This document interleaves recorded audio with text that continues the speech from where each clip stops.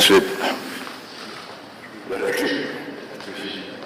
Saudara sekalian, kita katakan penghormatan saudara Bill Gates, ketua dari Gates Foundation, salah satu foundation yayasan filantropi yang terbesar sektor di dunia dengan dana 100 miliar dolar lebih dan dan mereka memberi bantuan Tiap tahun 9 miliar dolar dan beliau sampaikan dalam beberapa tahun yang depan hampir semua dana tersebut akan dikembalikan kepada dia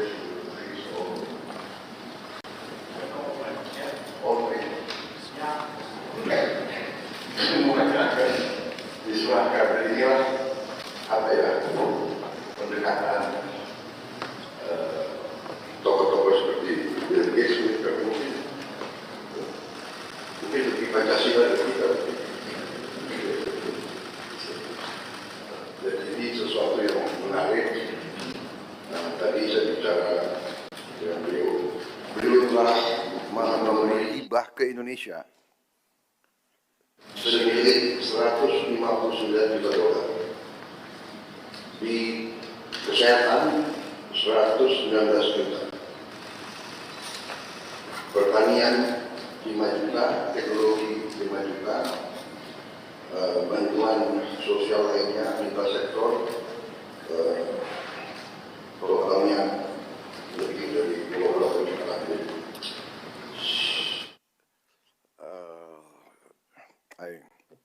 I told the floor that you have assisted us directly in direct donation, more than 159 million US dollars since 2009, mostly into health, terutama hal-hal strategik seperti vaksin polio. Beliau bantuannya 1,3 triliun, dan sekarang kita Bio Farma salah satu produsen 2 miliar dosis vaksin tiap tahun, dan ini untuk dimanfaatkan 42 negara di seluruh dunia, dipakai oleh 902 juta orang.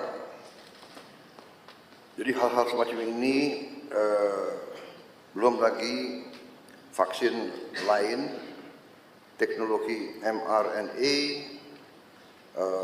dan teknologi pembuatan vaksin yang luar biasa. Terutama beliau sedang kembangkan vaksin TBC untuk dunia, tapi Indonesia akan jadi salah satu tempat yang akan diuji coba. Dan kita harus mengetahui bahwa TBC memakan korban kita cukup besar, yang meninggal hampir 100.000 tiap tahun, dan itu tekad kita untuk menurunkan, dan beliau menunjukkan komitmen beliau untuk terus bantu kita di bidang itu. Juga untuk beliau sedang kembangkan vaksin malaria. So basically I informed them of all your commitments to help us control these very dangerous diseases that are endemic in our country, and the success of the polio vaccine. And we look forward to a breakthrough in the malaria and TBC, which I think will not be too far in the future. Saya kira banyak sekali yang bisa kita bicarakan, tapi untuk mempersingkat, kita buka saja. Maybe we invite you to give us a bit of your ideas, your vision for the future. And tadi saya sudah sampaikan keputusan saya sebagai Presiden Republik Indonesia, karena dukungan beliau bantuan beliau untuk Indonesia, tapi tidak hanya untuk Indonesia, untuk kepentingan manusia.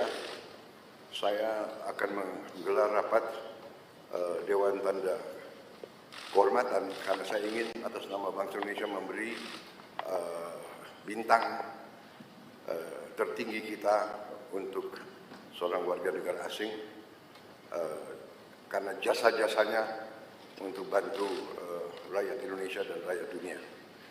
I just announced that I've decided to convene our council for the national awards and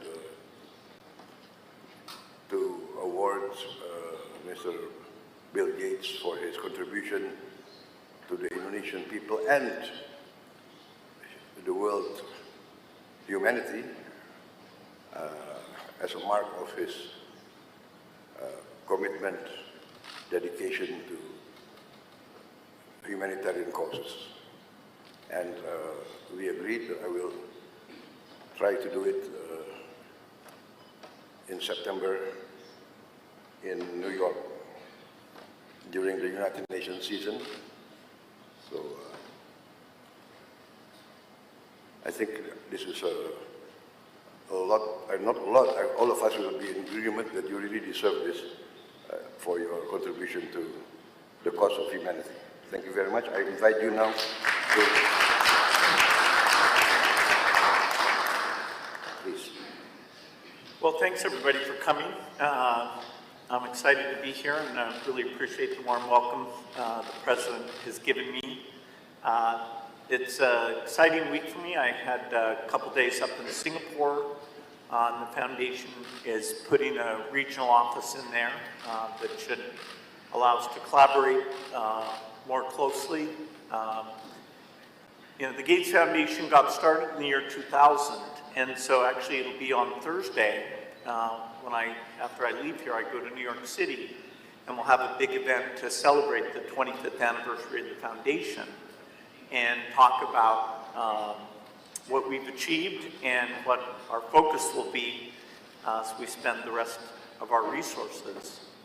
As you've heard, we mostly work in health, and when I saw that my ownership of Microsoft would be very valuable, I had to ask, what could I do that would have high impact? And I learned about disease and childhood death, and that for many problems like malnutrition or malaria or tuberculosis, there was very little money going into that. The private sector wasn't doing it because the people who were suffering were mostly very poor, and the type of research needed would require lots of money and lots of patience. And so we made global health the biggest thing for the Gates Foundation. Part of that was creating an organization called Gavi, which was funded by us and governments, and has played a role in providing new vaccines to all the children in the world. And in fact, Indonesia is a great example of that because you've adopted new vaccines like rotavirus for diarrhea, pneumococcus for pneumonia. Now HPV is getting rolled out. And Minister Budi is actually on the board of Gavi. He got to know Gavi well during the pandemic when that was a very positive relationship between Gavi and Indonesia. So we're carrying that forward. The basic statistic that always is amazing to me is that when the Gates Foundation was started in the year 2000, 10 million children under the age of 5 died that year. And most of that was because of diarrhea, pneumonia, malaria, or a few things that make children vulnerable in their first 30 days. 90% of the deaths were in one of those 4 categories, and so we committed that we would study those, create new tools, including vaccines, and help get them delivered. And so in fact, the number of children who die under 5 has been cut in half. It's now below 5 million. Now that's 5 million too many, and actually in this region, including in Indonesia, that cut in half is true here as well. So it's been an amazing time period, and there's many new tools coming. You know, we need a tuberculosis vaccine, and in fact, the trials for a tuberculosis vaccine have started, including with the strong relationship here in Indonesia. We have 2 of the sites where we're testing that vaccine are here, and that will help us know how well it works, and then that'll be a benefit to the entire world. You know, so we're doing those trials in Africa, and India, and here. Very excited about that. TB is a great example of a disease that, because the rich countries don't have the disease, it just doesn't get hardly any money for diagnostics or drugs or vaccines, and so that's been one of our big focuses. You know, lots still to do in health. You know, Indonesia is very serious about malnutrition, and we have a number of proven tools like what we call multiple micronutrient supplement that pregnant mothers can take instead of just taking folic acid and iron. They take a pill that actually has many vitamins in it. And yeah, Indonesia is one of the first to launch that with the goal to get that to all pregnant women very quickly. And it really makes a big difference. You know, a lot of women have anemia, which is an iron deficiency, and so the foundation has an approach where you can just go in one time and get an infusion, and it fixes the anemia. And so over the next year or 2, we'll come up with a plan to roll that out in Indonesia. You know, so a lot still to be done in health, but the innovation pipeline is very strong, you know, including in low-cost medicine. And of course, as we address infectious disease, where we still have this work to be done, you know, then we also need to start working on heart disease and diabetes and other diseases where the tools will be inexpensive. The only other area to mention that the foundation works in is agriculture, trying to make seeds more productive and understand soils and make fertilizer more appropriate, cheaper, because of course many of the lowest income people in the world are farmers, and so if we can make their crop more reliable, more productive, you know, that's a great thing, including things like chicken and cows, because a lot of the protein and value they get comes from livestock. So it's another area we have good relationships in Indonesia, working on things like banana, where you have a great genetic variety that we can do better on bananas for Indonesia, but also helping avoid some of these diseases. You know, the Gates Foundation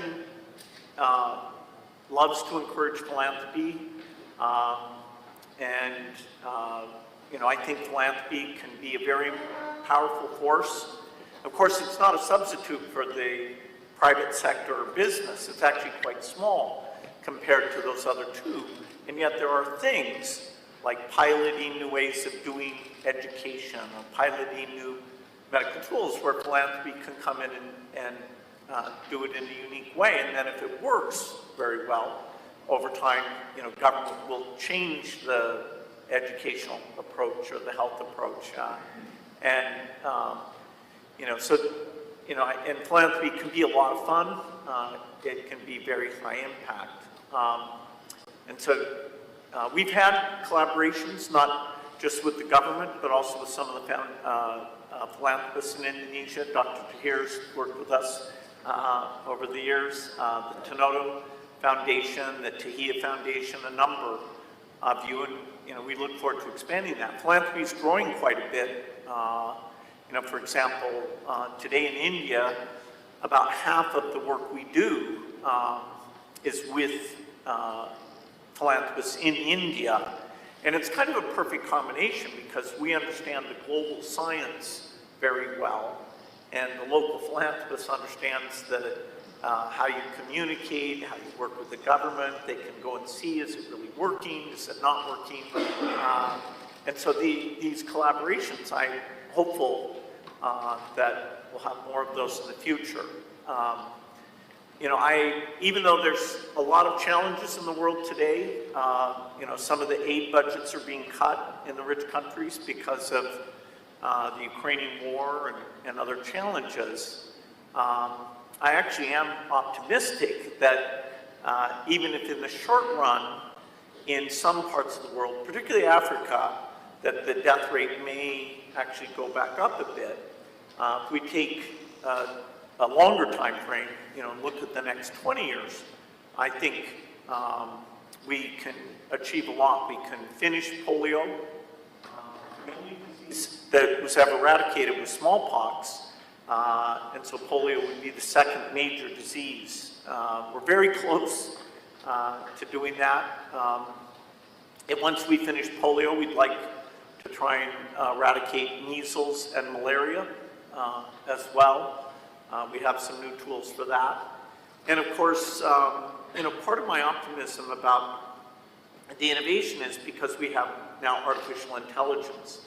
And artificial intelligence, I can't state strongly enough how amazing this tool is, even in the last 6 months. The improvement, I know Satya Nadella from Microsoft was here last year talking about data centers and working with the government on those, some of those things. But the AI is going to help us discover new tools, and even in the delivery of health and education and agriculture advice, we'll be using AI. So, I've really enjoyed the philanthropic work, and I look forward to doing more. And again, thanks for the incredibly warm welcome that the President has provided for me. Thank you.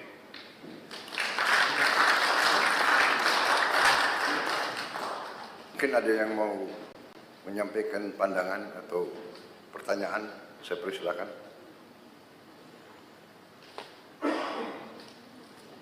Silakan. Terima kasih Bapak Presiden. Well, first of all, thank you, Mr. Gates, for your contribution to Indonesia and also to the world. Under the direction of Bapak Presiden, actually, as a Minister of Investment, and also at the same time, I lead the CEO of Dengan, which is our newly established sovereign wealth fund. And actually, yesterday morning, we had a discussion with your team, because in Dengan we also setting up the Dengan Trust Fund,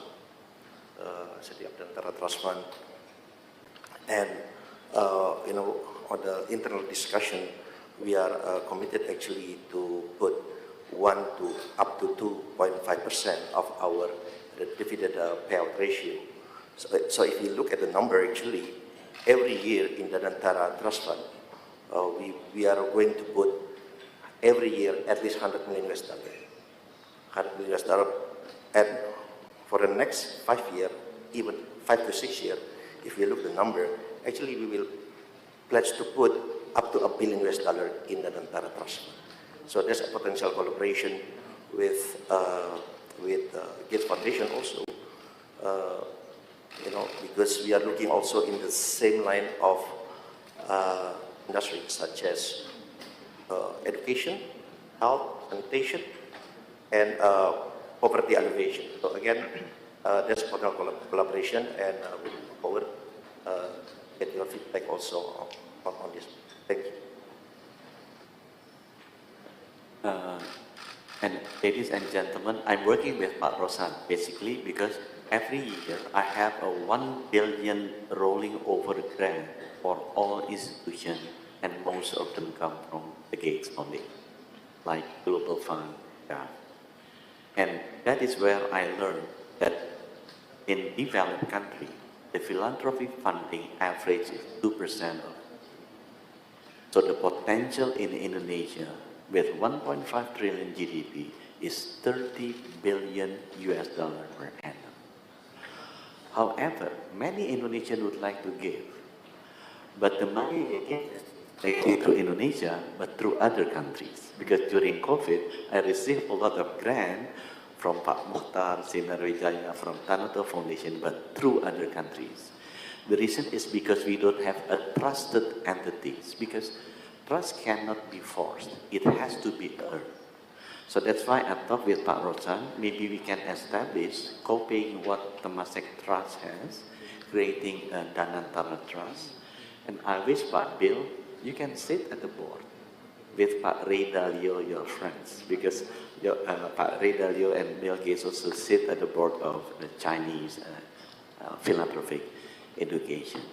Pak Rosan have the ample of money as a catalytic functions, and I believe all of our friends here can contribute also, and you can also help to contribute.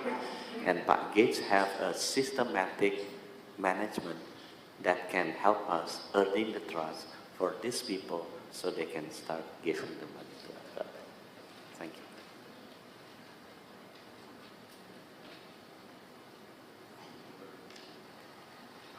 Mr. Gates, would it be possible to talk about non-health issues today? Certainly. Thank you.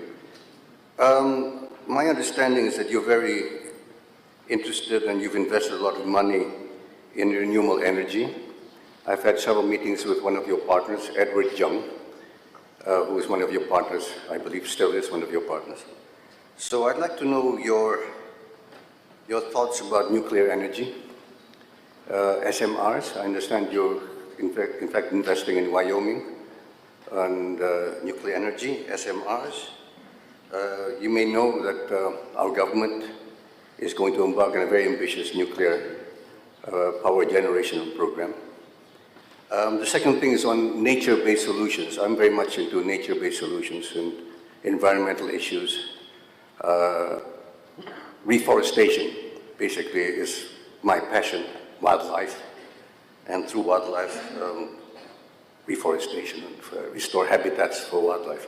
So I'd like to know what you wanted to do and where you're going with your nuclear and your views on nature-based solutions. Thank you. Yeah, so, as I started doing the foundation work, it became clear to me that we need low-cost electricity to help countries develop. But I also started to be educated about climate change and, understanding that, we have to reduce emissions eventually to zero. And so I talked to my friends about, okay, can we make nuclear energy cheap? So I started a company in 2006 that's called TerraPower to make what's called the 4th generation reactor. Today's reactors are water cooled and they have a lot of pressure in the reactor. So they're a bit complicated, so often the cost can be very high. And so I thought, it's very hard to start a new design, but that would be a huge benefit. And so now it's taken longer than we expected. We started out as being a joint venture in China, and then the US government decided they didn't like us working in China. And so we had to change, and actually now, as you said, we're building our first reactor in the United States. There's a lot of countries that really need nuclear energy. And so we have to make it cheap, and we have to show that this new design is extremely safe. And places like Japan, South Korea, France, the UK, they have in their plans a desire to use nuclear energy. But right now the plants are expensive. And so we are hoping as we build 20 of these reactors, the cost can be very low.